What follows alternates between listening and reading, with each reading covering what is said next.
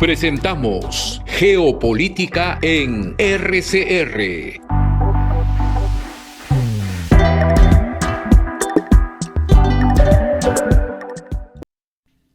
Muy buenas noches, estimados amigos.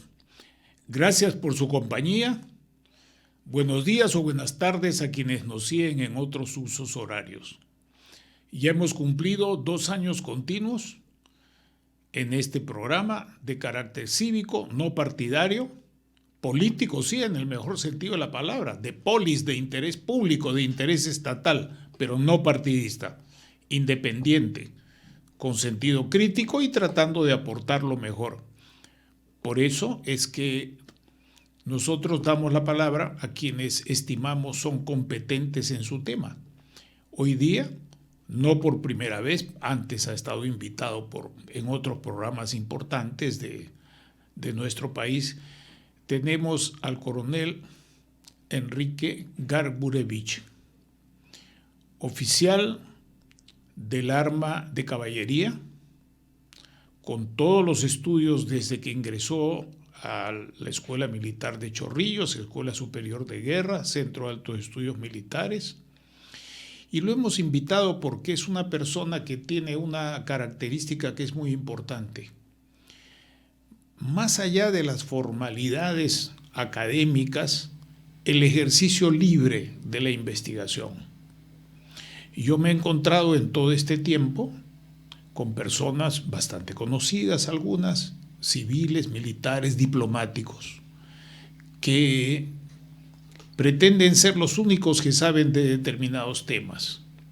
Así como en algunos asuntos, hoy día está de moda, por así decir, la vigencia de que para ser ministro o para tener responsabilidades políticas hay que ser técnico y no persona con capacidades políticas y capacidades de dirección. Lo mismo vale para otras disciplinas. Lo importante es la capacidad de análisis, la capacidad de estudio, la disciplina, el sentido inquisitivo. Y eso es lo que tiene nuestro invitado de esta noche. Queremos hacer una reflexión con su experiencia y con sus conocimientos. El coronel Garburevich ha participado desde hace muchos años y hoy ejerce la presidencia de la Academia de Historia Militar de América Latina. Muchísimas gracias por acompañarnos, bienvenido a este programa. No será la última vez, sí la primera, para que nos comparta sus experiencias. Yo le ofrezco la palabra, estimado Garburevich, con toda libertad para que nos diga sus ideas centrales y empezamos a conversar. Tiene la palabra. Muchas gracias.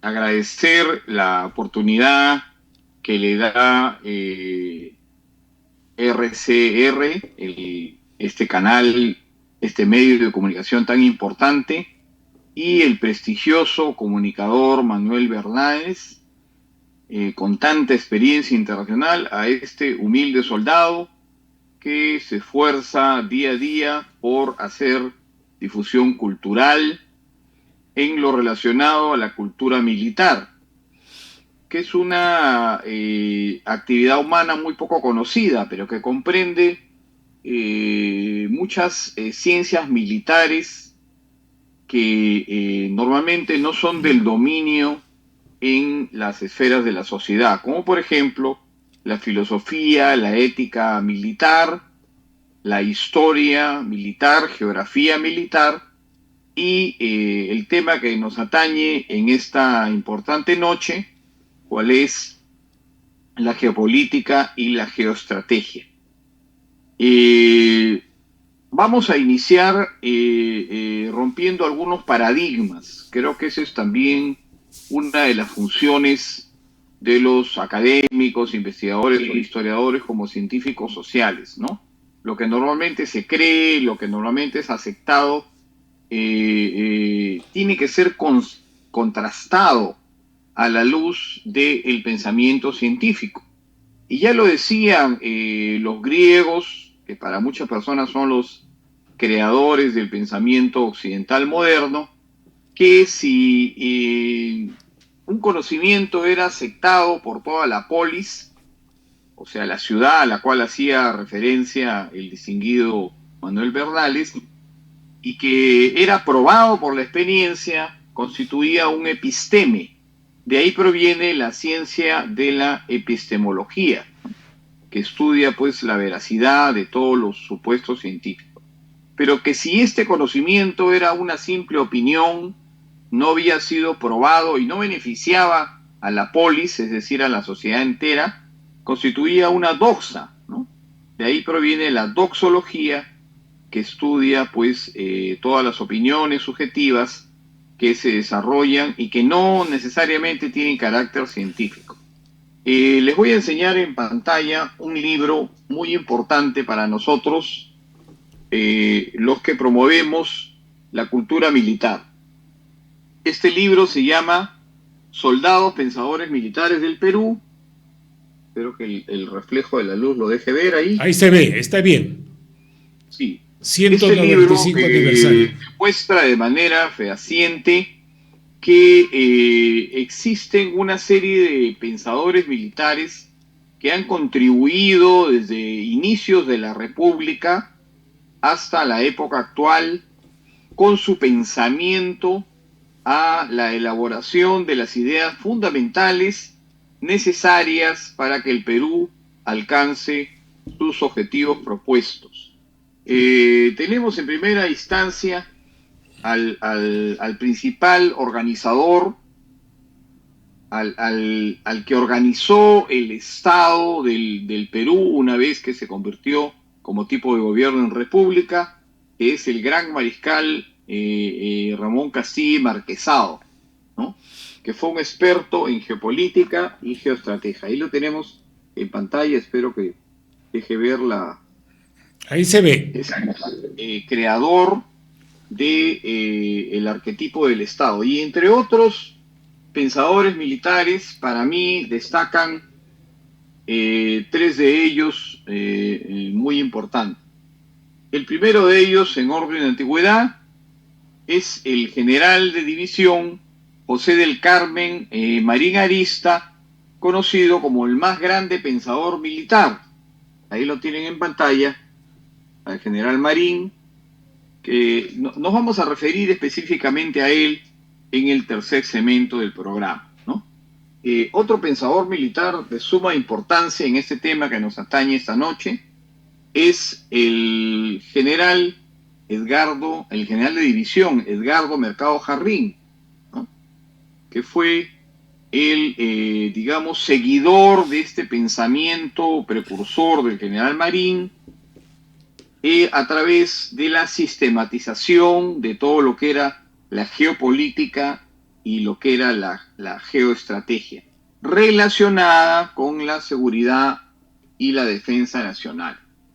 Un tercer pensador, no menos importante, y que tengo el honor de presentar, es mi padre, el señor coronel Enrique Gargurevich, que dedicó toda su vida a la dinamización del estudio de la historia militar y fue precursor de los estudios académicos que se debían desarrollar de geopolítica y geoestrategia en los centros de formación, perfeccionamiento, en las escuelas de posgrado del Ejército del Perú.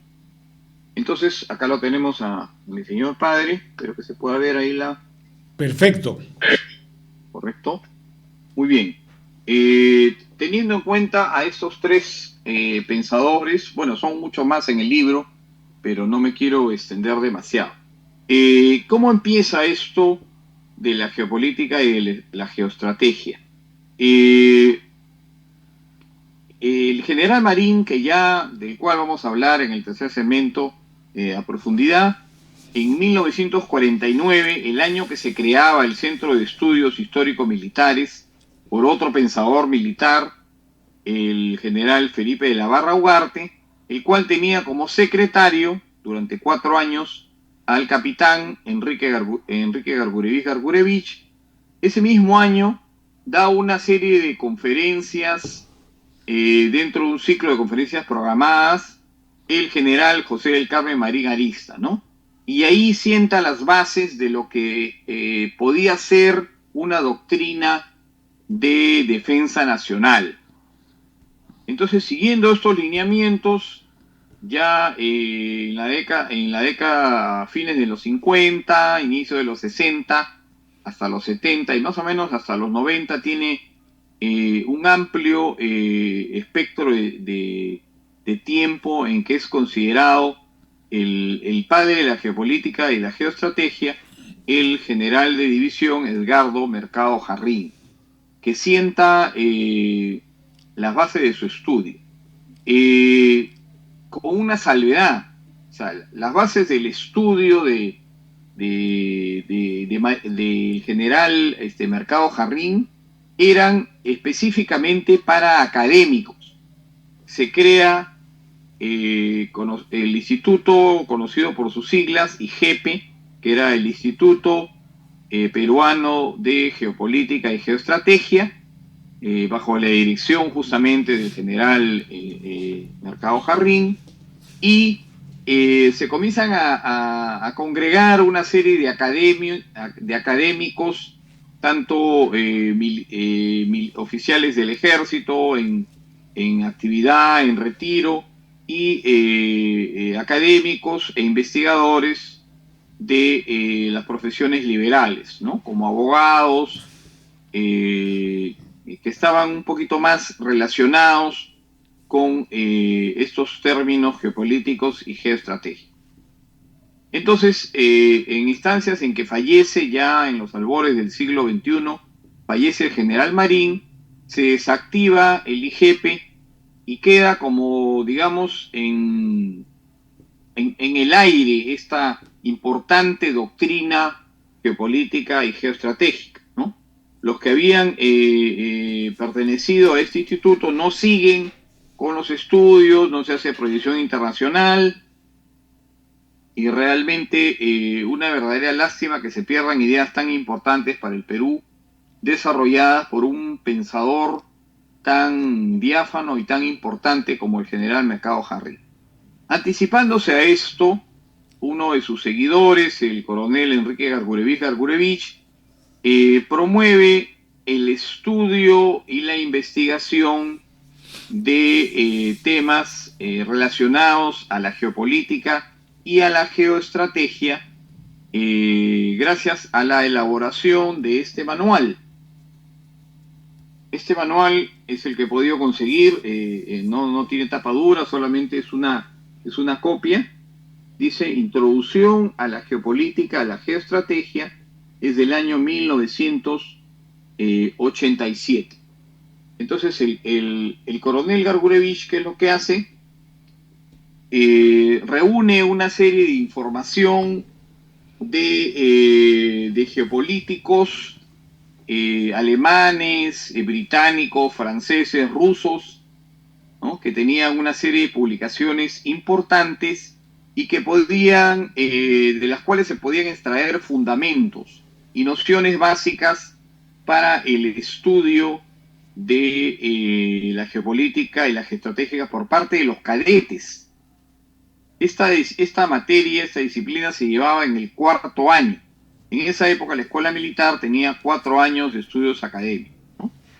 Entonces la promoción que inauguró esto se publica en el año 86 el manual, y en el año 87 la 92ª promoción, Mariscal Agustín Gamarra, a la cual me honro en pertenecer, nos comenzaron a dar clases de geopolítica y de geoestrategia, ¿no?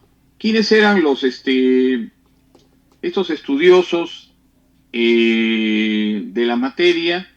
Por ejemplo, tenemos al general Mercado Jarrín con los núcleos geopolíticos en el Perú y Sudamérica, al coronel Morote Solari, Fernando Morote Solari, con la visión geopolítica del Perú, al Centro de Altos Estudios Militares, que ahora es el CAEN, ¿no? Centro de Altos Estudios Nacionales, con el ciclo informativo de conferencias, este coronel, capitán de navío, ¿no? Sellerier, un francés, geopolítica y geoestrategia, Después está también el que fue presidente de Chile, ¿no? Augusto Pinochet Ugarte, con Geopolítica de Chile. Está el doctor Sotelo, con Geografía del Perú, que es una de las disciplinas que nutren la geopolítica, del Instituto de Estudios Geopolíticos del Perú, el Perú y el Pacto Amazónico. Está también el general Sturmer, que es un alemán, el doctor Vicente Vives, Tratado de Geopolítica, que es un español, y el coronel José Zárate Lescano, el Perú y su concepción geopolítica, ¿no? De estos y otros más académicos e investigadores geopolíticos, extrae esta importante publicación, y yo la considero pionera, ¿no? Acá está la firma de mi padre, que es un poco... Ahí se ve. Sí, y es suficiente con que lo digas. digas. La mía, ¿no? Esto lo extraje de la biblioteca de la Escuela Militar. No me dieron el libro empastado, sí, me dieron simplemente para poder sacar unos minutos una copia, ¿no? Está ahí Ejército del Perú, centros académicos, Escuela Militar de Chorrillos, Departamento de Cultura Militar y sección geopolítica. Tiene este libro, rápidamente, ¿no? Tiene un prólogo y varios capítulos, ¿no? En la parte primera está la teoría geopolítica, en donde habla del concepto, la importancia de la geopolítica, las relaciones entre la geopolítica y otras ciencias, que también es muy importante, las escuelas, las diferentes escuelas geopolíticas, ¿no? Como la británica, francesa, alemana, rusa, chilena, argentina, peruana, que estaba todavía en inicios, ¿no? La clasificación de los estados, ¿no? Al punto de vista de sus condiciones geopolíticas. Está también algunos conceptos sobre terminología geopolítica, una especie de sumario, ¿no? Para que se entiendan algunos términos importantes. Elementos constitutivos del Estado o contextura del Estado, ¿no? O sea, el espacio geopolítico o hinterland, el espacio vital o heartland, ¿no? Áreas de cohesión, llamadas polos de desarrollo, comunicaciones, núcleos geopolíticos, y se va desarrollando todo esto de manera muy didáctica, ¿no? Porque entendemos que era para jóvenes, pues entre 18 y 21 años, ¿no? Entonces, mi padre y otros profesores de geopolítica, de geoestrategia, iban explicando de esta manera, en forma progresiva. De tal forma que cuando estos alumnos llegaran a las escuelas de perfeccionamiento, ¿no? De las diferentes armas, y posteriormente a la escuela de posgrado, escuela superior de guerra, y ya para culminar en el grado de coronel al Centro de Altos Estudios Nacionales, se formaran con licenciaturas, bachilleratos, maestrías y doctorados en geopolítica y geoestrategia. Esa era la visión de mi señor padre. Lamentablemente esto no se concretó. Hasta ahora no se ha concretado. Mucho hemos abogado desde la Comisión Permanente de Historia, la cual tuve el honor de presidir durante 6 años, mis últimos 6 años de carrera militar en el activo, y esperemos que alguien tome en cuenta estos conceptos que son de suma importancia, no solamente para los que tenemos el honor de vestir un uniforme, sino en realidad para toda la sociedad. Es muy importante conocer el qué debe hacer para alcanzar objetivos nacionales el Perú, que eso es el radio de acción de la geopolítica. El aterrizaje de la geopolítica. Es el radio de acción de la geoestrategia, ¿no? Por eso es que son, según los alemanes, son ciencias gemelas, ¿no? que beben una de la otra. En realidad, se puede considerar sí, que son como dos dimensiones de una misma disciplina compleja. Detengámonos un instante acá y permíteme hacer un par de acotaciones para subrayar lo siguiente. Primero, que es muy importante reivindicar la fuente militar, no solamente del ejército, sino también de la Marina y de la Fuerza Aérea en sus casos, e inclusive de la policía, que siguiendo la pauta del Centro Alto de Estudios Militares, en los años 80 creó el Instituto de Altos Estudios Policiales, que luego devino, como ha ocurrido con otros, con el Centro Alto de Estudios Militares y otros parecidos de la Marina de Guerra del Perú y de la Fuerza Aérea, devinieron en universidades, y entonces hoy día se dedican a estudiar distintas disciplinas para maestrías y doctorados, que tiene su ventaja, pero también la desventaja de que se sale del foco profesional importante que ha servido para operacionalizar políticas, decisiones, inversiones y leyes en el país durante muchos años. Punto número uno que quería acotar. Punto número dos, que también por parte de algunos civiles ha habido una importante contribución. Yo recuerdo que en los años 60 el doctor Emilio Castañón Pasquel era un geopolítico peruano que además integraba la nómina de lo que se llamaba los 7 sabios, o los 5 sabios, o 10 sabios, no me acuerdo el número, que se le llamaba los sabios de la OEA, junto con chilenos, argentinos, colombianos, de mucha importancia, pero aquí nunca le dimos bola a ese asunto, Castañón Pasquel. Por otro lado, en cuanto a la contribución de la Marina de Guerra del Perú, a través de algún estudio específico, el almirante Faura escribió un libro sobre los ríos de la Amazonía. Estas cosas se han ido perdiendo. ¿Por qué? Porque ha habido una división política y de orientación práctica entre los años 70 y 90 entre los militares, y luego por el antimilitarismo que ha cundido en el Perú con mucha fuerza. Y nos olvidamos que, ¿por qué la mención de Castilla ha hecho Enrique esta noche? Por una sencilla razón. Porque Castilla, que fue un oficial formado cuando todavía no era la independencia, era un militar formado junto con otros en los ejércitos del rey de España, pasa al lado independiente y junto con Gamarra forman los primeros cuerpos de ejércitos reconocidos. Y si tenemos hoy la Amazonía en el Perú es por la acción de Castilla fundamentalmente.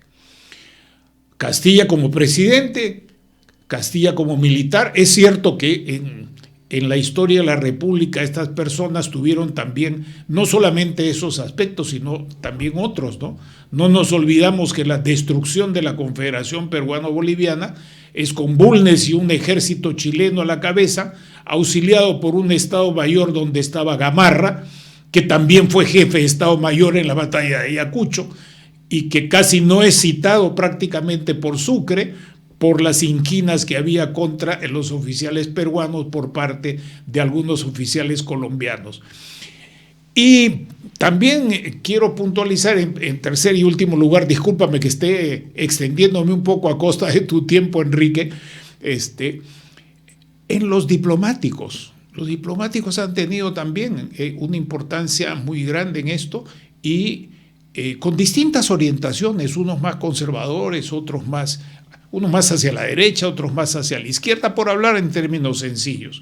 Y yo quiero mencionar aquí a alguien que es respetado por todos, Carlos García Bedoya, que con su esquema sobre política exterior no es otra cosa que la aplicación de la política y de la estrategia a la formulación de la política exterior. Y termino señalando que para los civiles que hemos estado participando en todo este proceso, Yo he seguido los estudios y los planteamientos de los directores del Centro Alto de Estudios Militares durante varios años, varios de los cuales hicieron importantes aportes con distintas orientaciones, no como se ha dicho acá en el Perú, con una orientación solamente de izquierda, por así decir. Eso es falso, eso no es así, eso no es comprobable, eso es parte de la doxa que se ha difundido en el Perú, no del episteme. Y creo que es importante decir esto porque, Enrique, yo te invito a que junto con otras personas que no vamos a mencionar acá porque no les he pedido permiso, podamos recuperar para el Perú alguna de estas iniciativas y juntarnos con otras que están en curso, que tampoco mencionaré porque no he hablado aún con esas personas. Pero quiero recordar que en los años 80 también se formó el Instituto INIDEN de Investigación de la Defensa Nacional con civiles y militares y policías que pertenecieron a dos corrientes distintas del periodo de gobierno militar, tanto a los velasquistas como a los institucionalistas, pero se pusieron de acuerdo y se hicieron trabajos muy importantes. Te pido nuevamente excusas por este extenso comentario y ahora te devuelvo la palabra para que puedas continuar con tu presentación, que yo creo marca un hito en este programa en cuanto a la revaloración de tanto de militares como civiles y particularmente de militares en este caso, sobre la geopolítica y la geoestrategia que son fundamentales para poder pensar el futuro del Perú, por ejemplo en el tema de Chancay, por ejemplo en el tema de aeropuertos, por ejemplo en el tema de inversiones o exportaciones. Aquí me quedo, te devuelvo la palabra, mi estimado Enrique, adelante por favor. Muchas gracias, Manuel. Solamente quería acotar que cuando me refiero específicamente al Ejército del Perú, me estoy refiriendo a, digamos, la institución embrionaria. Así es. De estos estudios, ¿no? Por ejemplo, cuando se conforma el Centro de Altos Estudios Militares en 1950, la iniciativa es del Ejército del Perú. Así es. Y concurren oficiales de la Marina, oficiales de la Fuerza Aérea, estaban oficiales de la policía y también destacados profesionales, ¿no?, de profesiones liberales. Entonces, como que no quiere decir que este esfuerzo que estoy relatando en relación a oficiales del ejército sea exclusivo en estos temas, sino que lo hago como parte de, y reitero esto, ¿no?, de una labor embrionaria, ¿no? Así es, la génesis. Has dicho muy bien, es la génesis. Has dicho muy bien, es la génesis y está muy bien marcado, Enrique. Claro, exactamente, ¿no? Pero obviamente cuando se habla de un pensamiento militar, siempre están incluidos, pues, todos los institutos de las Fuerzas Armadas, inclusive las fuerzas relacionadas a la Policía Nacional, ¿no? Es muy importante para nosotros. Continuando con lo que indicaba, este esfuerzo que desarrollaron estos pensadores militares tuvo en esa época una gran resonancia, ¿no? Y voy a,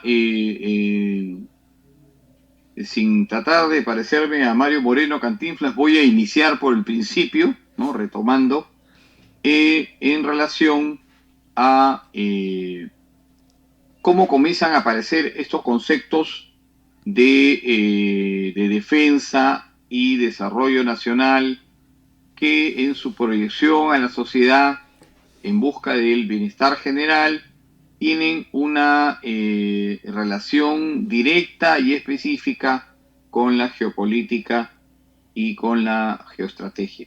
Te voy a agradecer, Manuel, por favor, que me avises también las pausas y los segmentos, todo esto, ¿no?, para poder yo detenerme, ¿no? Nos quedan 25 minutos Yo te sugiero que estamos en 8:31, 8:31, sí, 8:30. Otra reflexión tuya de un máximo de 10 minutos, entre 7 y 10 minutos, un pequeño comentario, luego entras a otra más. Nos quedan 25 minutos de programa. Con toda tranquilidad, Enrique, adelante. Correcto. Entonces paso a detallar algo de Marín. Espero que me den los ojos. Como indicábamos al inicio del programa, ¿no? En 1949, esto lo he extraído del libro del general Marín, del ya fallecido general de división Francisco Antonio Vargas Vaca, que considero uno de mis maestros más importantes y representativos. Dice, en el año 1949 el Círculo Militar solicitó pues a destacados eminentes oficiales, tanto generales como coroneles, que desarrollaran un ciclo de conferencias, ¿no? En la sede del Círculo Militar del Perú, en el centro de Lima, la que está ubicada en la Plaza San Martín, ¿no? Entonces, los temas a tratar se referían a nociones sobre las bases en que reposa el proceso de preparación integral de las fuerzas vivas y fuerzas armadas de la nación, ¿no? Ese es el título de la conferencia del general José del Carmen Marín Ariztí. Esta primera conferencia, pues, tenía como agenda, ¿no?, la preparación de las Fuerzas Armadas y de las Fuerzas Vivas de la Nación. Este año, o sea, adelantándose a muchos años a todos los pensadores militares, ya Marín esbozaba una definición de lo que era la defensa nacional, ¿no? Y decía Marín, ¿no?, comprende el conjunto de medidas y previsiones que los poderes del Estado, ¿no?, tienen el deber de adoptar para garantizar la seguridad integral de la nación, o sea, el respeto de sus derechos sustanciales a intereses vitales y el logro de sus legítimas aspiraciones. Nos decían muchas veces que los objetivos nacionales eran de carácter secreto. Cuando logré tener acceso de una manera ya contundente a los objetivos nacionales, porque eran secretos, eran 5 objetivos nacionales que eran muy claros, muy diáfanos, ¿no?, en cuanto a las aspiraciones, a los anhelos que tenía el Perú, pero el quinto objetivo era el que asustaba a la gente del gobierno de esa época.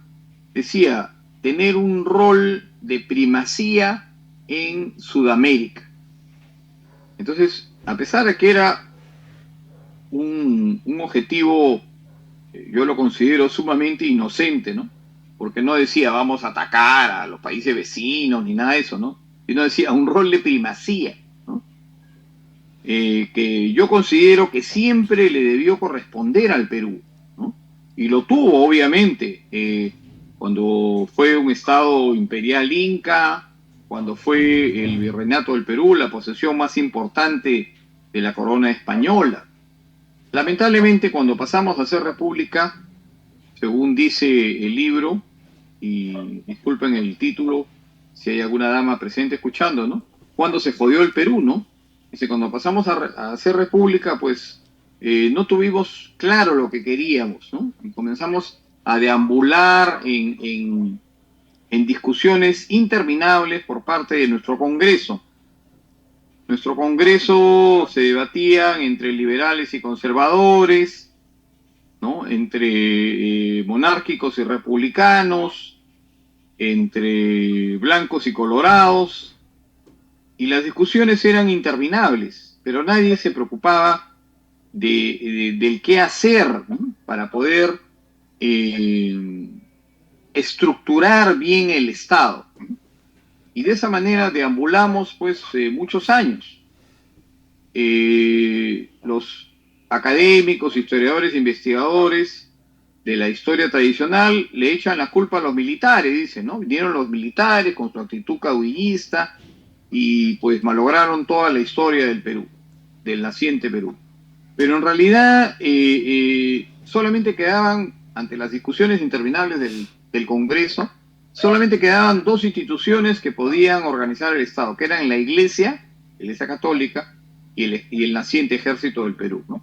Entonces, obviamente, ninguna de las dos tenía la función política, ¿no? Por eso es que los militares que tenían esta orientación institucional, porque yo en un libro que voy a publicar prontamente, los divido a los oficiales de esa época, ¿no? De inicio de la República, ¿no?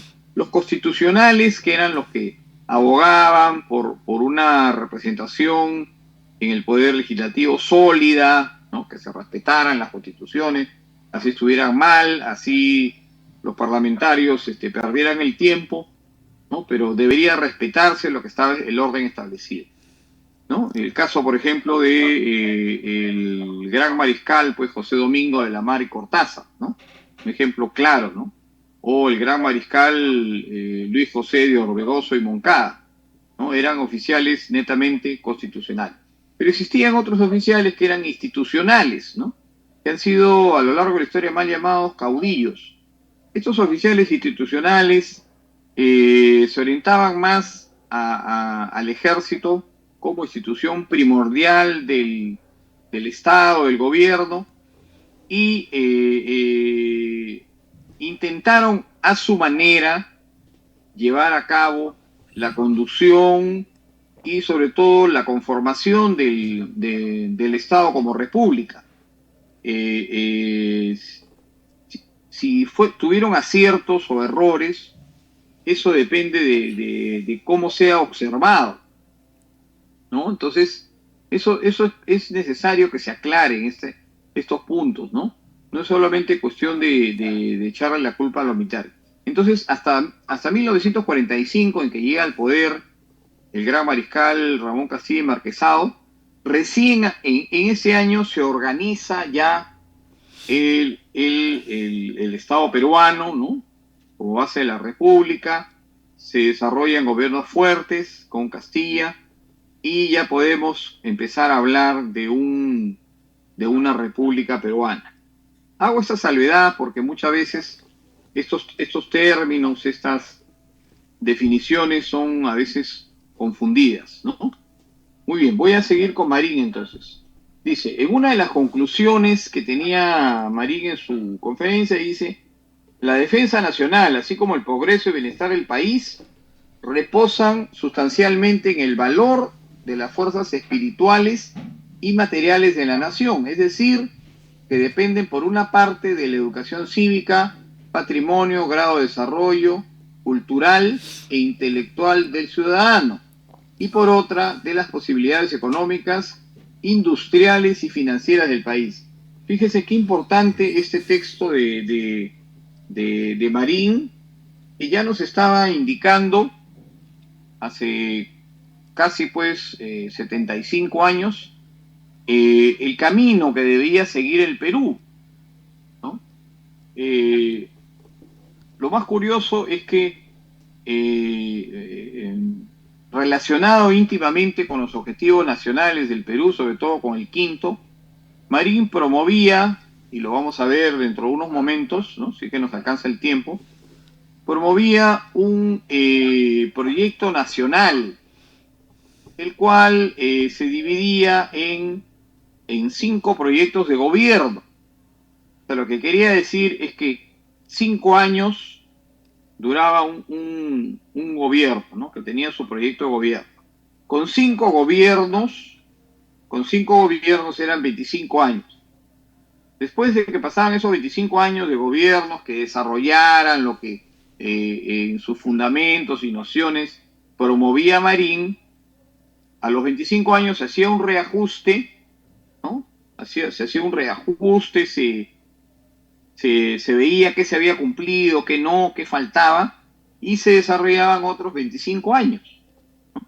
Lo que quería decir que para el año 2000, de 1950, en que se promueve esta doctrina, al año 2000, el Perú ya debe de ser una potencia, inicialmente en Sudamérica y posteriormente una potencia mundial. Obviamente que los peruanos no aprovechamos esta oportunidad que tenemos. No la aprovechamos de ninguna manera. Y obviamente, pues en la actualidad estamos como estamos, ¿no? Hubieron otros países que sí la aprovecharon, como por ejemplo Corea, ¿no? Corea en 1953, al término de la guerra, estaba devastado. Me estoy refiriendo a Corea del Sur. Corea del Sur estaba devastado. Al año 2000, Corea, que aprovechó estas pautas, estas nociones, estas enseñanzas doctrinarias, ya era una potencia, ¿no? Y en este momento no se me ha ocurrido hacer una gráfica porque no soy muy dado a los cuadros y estadística, que me gusta más un poco hablar y demostrar. Las líneas económicas, ¿no?, venían así paralelas, ¿no? Arriba estaba el Perú, digamos, en rojo, ¿no? Y comenzaba después a bajar. Y abajo estaba Corea en azul, que estaba muy abajo, y después empezaban a subir, ¿no? Hasta el año 2000 se hacían estas gráficas macroeconómicas. Entonces fíjense cómo otros países sí aprovecharon esta propuesta que daba un pensador tan importante como el general Marín, y los resultados están a la vista, pues, ¿no? Este mal llamado milagro asiático de los tigres del Asia y todo eso, es porque simplemente supieron organizarse, ¿no? Formar sus proyectos nacionales, seguir los proyectos de gobierno, lo que indicaba el proyecto nacional, y pues en 50 años o menos ya se estaba dando el mal llamado milagro del Asia. Entonces, y países sumamente pequeños, sin tantos recursos, como los que tiene el Perú, ¿no? Es lo que llama la atención, ¿no? Que sean en la actualidad potencias, ¿no? Entonces, todo esto amerita un análisis dentro del orden de la geopolítica y del orden de la geoestrategia.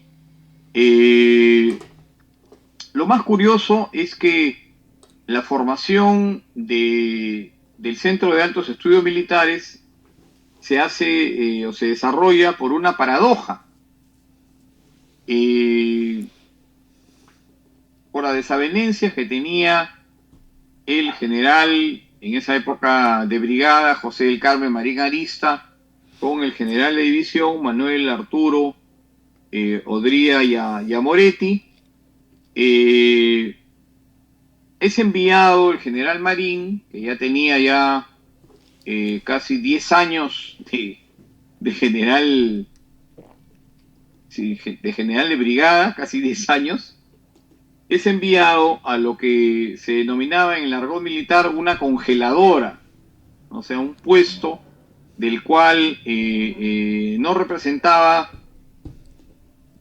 mayor importancia para el ejército, y se iba a enviar a los oficiales del grado de coronel, ¿no?, tanto del ejército, se iba a llamar también de las otras fuerzas armadas, fuerzas policiales.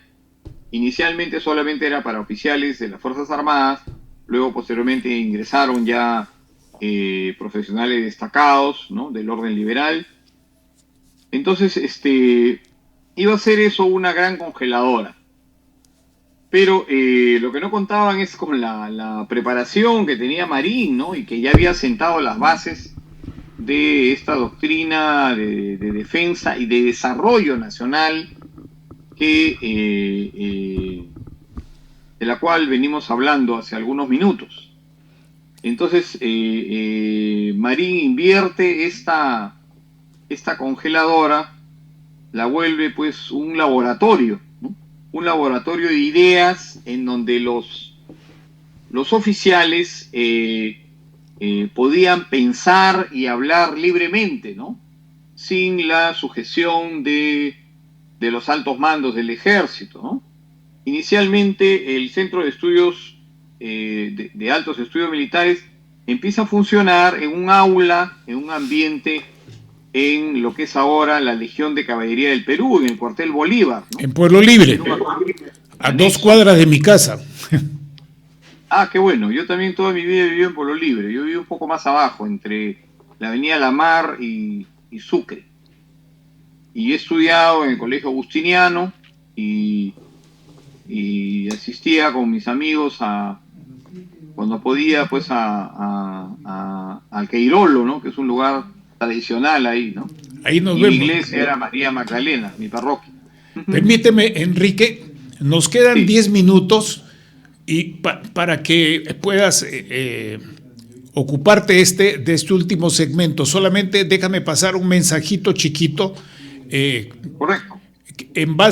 Yo me preparé, yo trabajaba en el Instituto Nacional de Planificación como funcionario de carrera y por ser cuando entré era el único en ciencia política el año 70, no había otro politólogo que yo, entonces me daban una serie de encargos que me hicieron mucho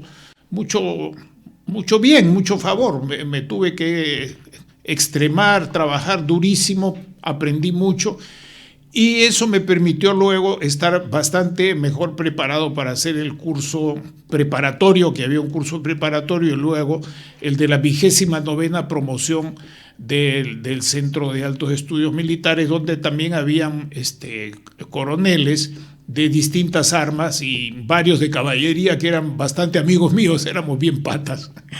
Bueno, lo que quiero decir es lo siguiente, ahí tuve oportunidades de estudiar en una biblioteca extraordinaria que hay, que se forma justamente con José del Carmen Marín, los planteamientos que hacían los distintos directores y las distintas promociones. No me voy a extender en esto, solamente quiero decir para que quienes nos escuchan sepan que, uno, Marín era también un gran matemático, era profesor de la Universidad Nacional de Ingeniería, en esa época Escuela Nacional de Ingenieros.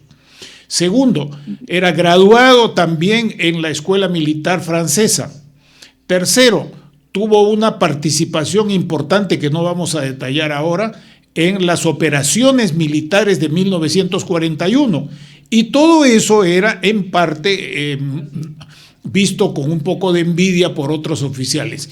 Y hay 2 elementos más en la formación de toda esta escuela militar importante en la historia del Perú y de América del Sur, por lo menos de América del Sur, que son 2. Uno, la misión francesa, que hizo escuela, carrera, corriente de formación, y segundo, el pensamiento social católico de la doctrina de la Iglesia, porque lo toma Marín para hablar de persona humana, de sociedad, de bien común, de Estado, de intereses nacionales y de objetivos nacionales. Ahí me quedo, solamente eso quería comentar para que sepan quienes nos están escuchando que no estamos hablando de marcianos, sino que estamos hablando de la historia del Perú a través de tu presentación. Te devuelvo la palabra para que nos hagas tu última contribución, reflexión en los minutos que nos quedan, que son 7. Perfecto. Entonces seguimos con el general Vargas Vaca, que ha hecho un estudio acá muy, muy detallado. ¿Qué es importante? Ya hablaba en el año 50 de la síntesis doctrinaria, Marín. Dice, entre esos discursos destaca esta denominación, síntesis doctrinaria, que señala los lineamientos generales que después se emplearon pues en el Centro de Altos Estudios Militares, ¿no? Institución que inició su primera clase, o la clase modelo, el 15 de junio de 1951. 51. Y al año siguiente, el 51, empieza la primera clase, pues, magistral, ¿no? Obviamente la clase, ¿quién la daba? La daba el general Marín. Define el general Marín 2 publicaciones fundamentales para todo el que quiera aprender de esta relación de la geopolítica y la geoestrategia con la defensa nacional. El primer libro es Conceptos Básicos y el segundo, Procesos Fundamentales, ¿no?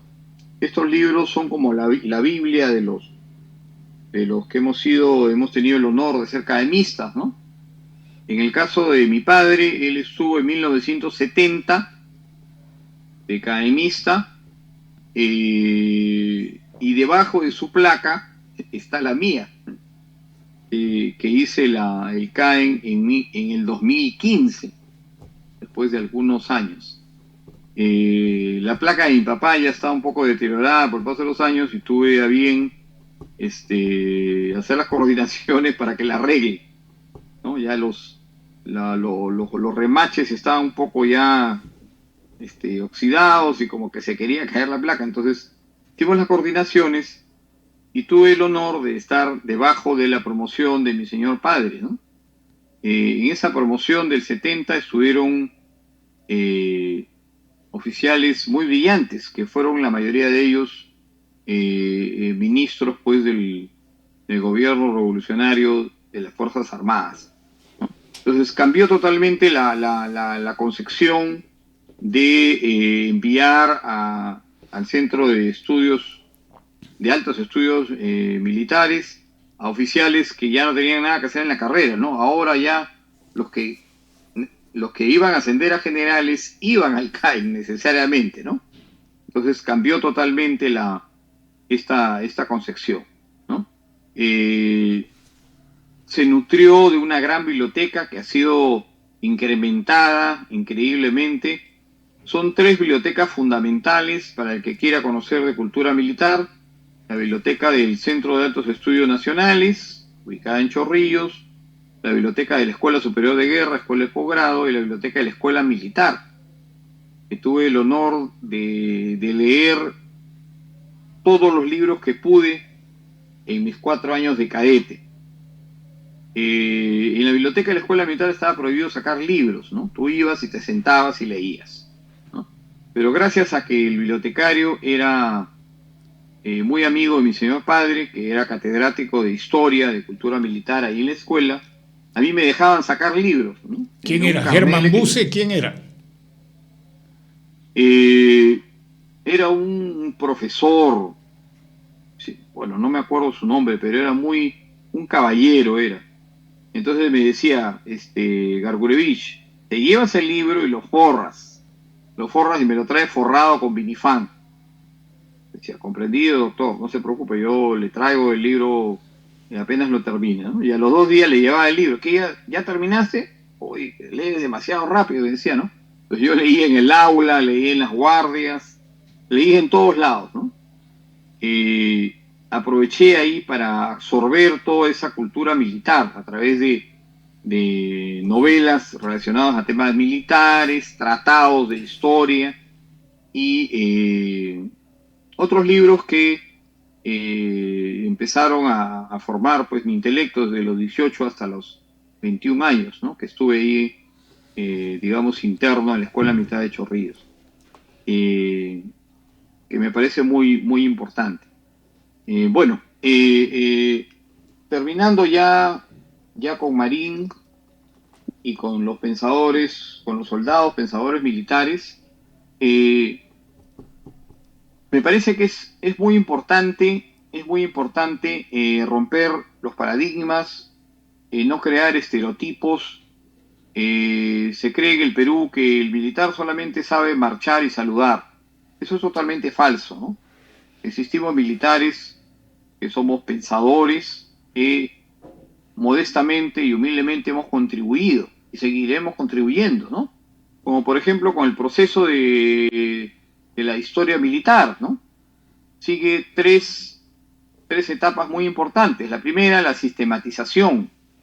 Antes de que el general Carlos de Lepiene Alonso sistematizara el estudio de la historia militar, en el método de estudio de historia militar, solamente existían relatos, ¿no? Relatos de los que participaron, de los protagonistas, relatos de académicos que investigaban y recogían testimonio de los protagonistas, ¿no?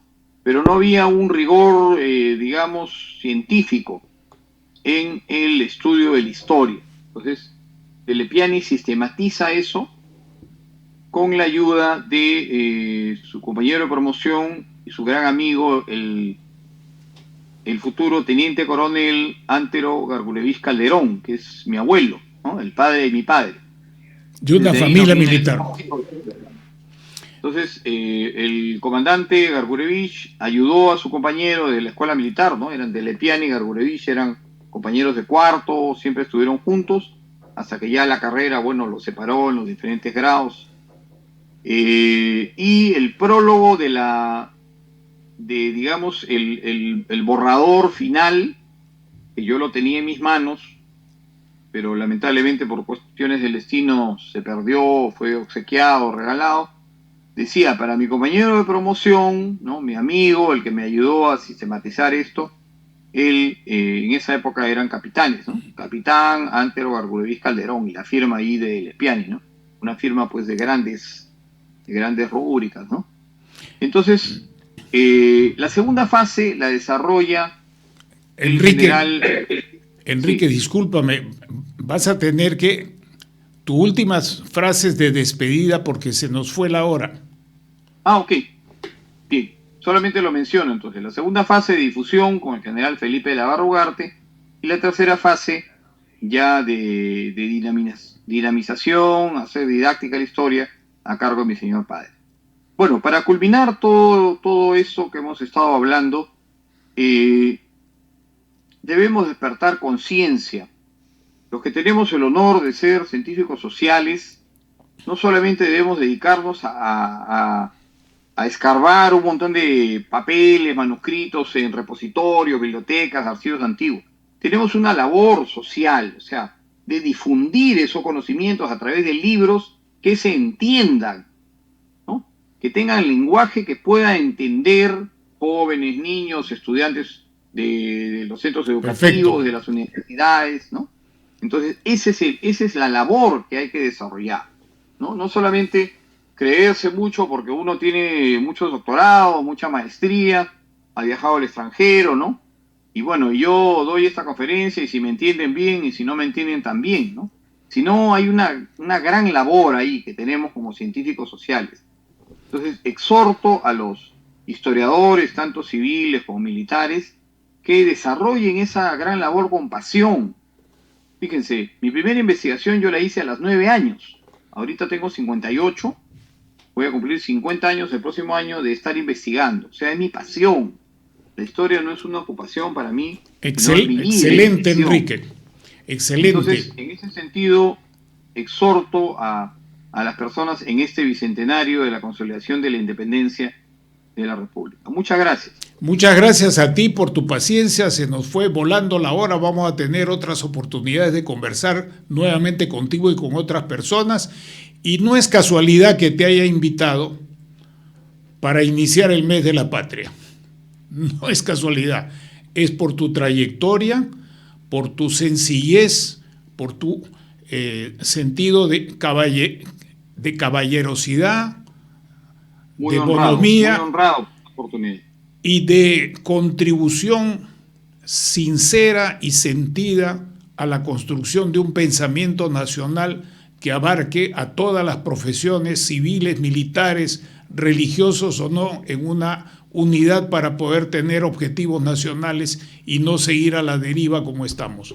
Muchas gracias por tu contribución y tu participación. Hasta pronto nuevamente, hasta pronto, estimados amigos. Hemos presentado Geopolítica en RCR